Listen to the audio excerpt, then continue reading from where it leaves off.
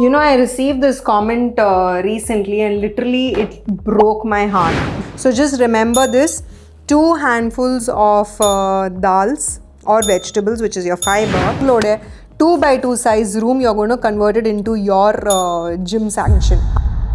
I received this comment recently and literally it broke my heart. Basically, you're 18 years old, you're stuck in a hostel, you're having to eat oily food every day, you don't have a walking track, and literally how you feel is your body's inside a prison.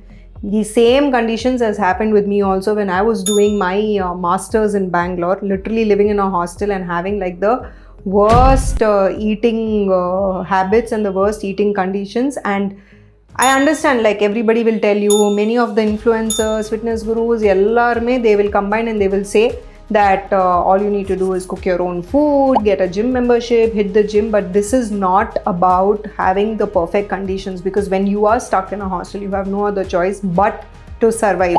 So here are the 5 habits today in this video that are going to turn your hostel life into a fat loss machine, even if the environment is working against you.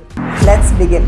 So habit number 1 is plate partition. Of course, we cannot control the kind of oil or whatever food they are giving in the mess, and as students we have no choice but to survive with it. But what we can definitely control is the chemistry of what goes inside you, the quantity and the ratios of it, and I'm going to explain to you how you can do that.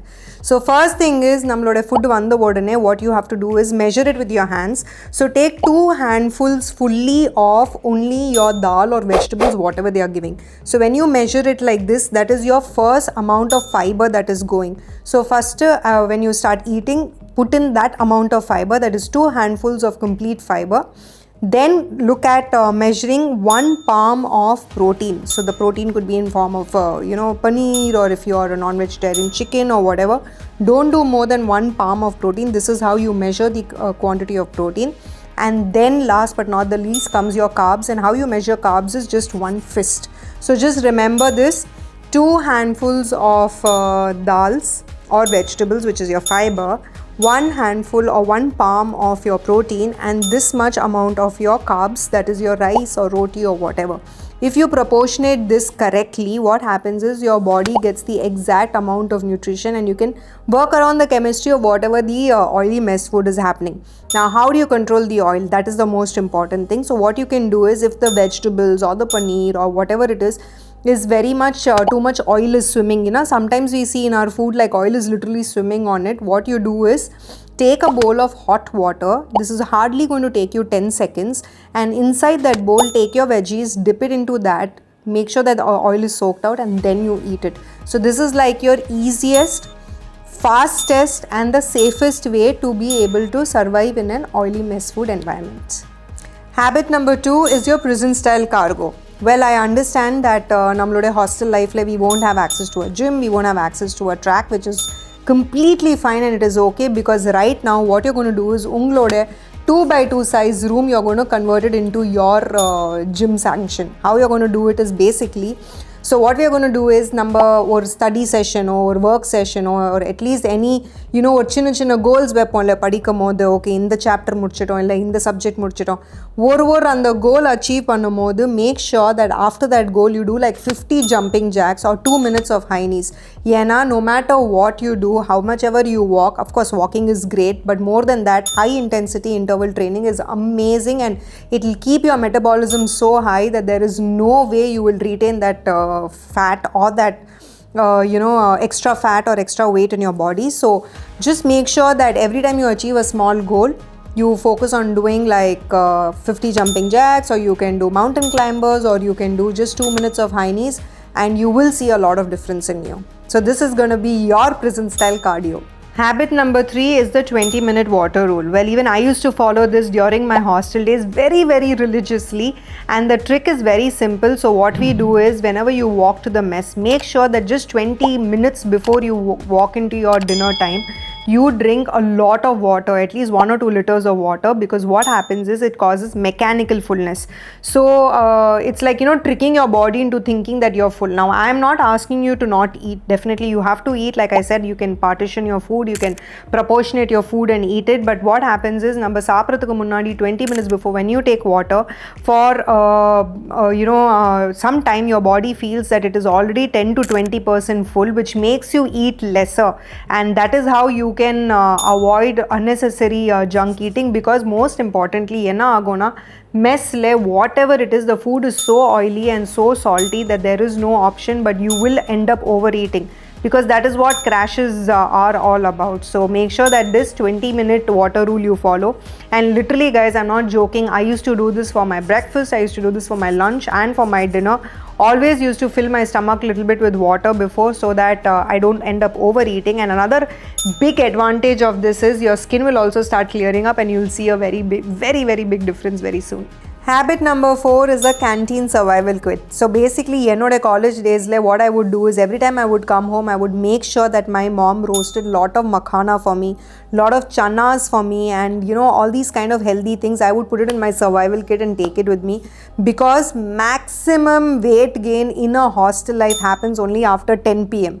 It is after 10 p.m. where we end up eating all kind of junks like chips, potato chips, Maggi cravings happen, and unnecessary snacking happens. And of course, work pressure or study pressure or peer pressure, you have no choice but you end up eating that. But this is something which is discipline and mindset, and you have to be very strong. Of course, be in your social circle, but make sure that you have your own survival kit by which you are only eating healthy things. Enoda college days I used to have crazy cravings, like I would want to eat gulab jamun in the night. I would tell my hostel mates that I really feel like eating all kind of murkus and Maggis, and in the night I would make sure that I never go towards the canteen. And we had one chinna spot outside our college where I used to get all these Maggi items, and everyone from my hostel in the night used to go there. I would never ever go there, but even if I do end up going there, because of course I want to spend some time with my friends, I would make sure that I fill my stomach with my makhanas and roasted chanas and whatever peanuts in my room before I go over there. So it's the 11 p.m. survival kit that you always keep with you, and this will definitely help you a lot. Habit number 5, that is the identity shift. First of all, Prashanti, you need to stop calling yourself fat, because first of all, you are living in very difficult and very crazy conditions right now. And I'll tell you one thing, 68 kgs is just a number. It does not define who you are. And right now you have to imagine that you are the architect of your own body. And if you can lose weight in hostel conditions with this kind of a setup and this kind of atmosphere, trust me, you can achieve anything in life. I was able to do it during my masters with extreme peer pressure, extreme performance pressure.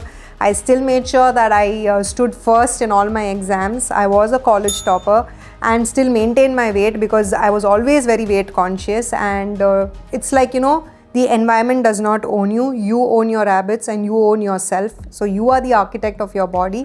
And stop, feeling insecure about yourself and start taking ownership of what you have. I have shared 5 important habits as to how you can deal with crazy hostel conditions, oily food, and try each one of them and make sure that you're very consistent with it, because I have also gone through the same and I have dealt with it.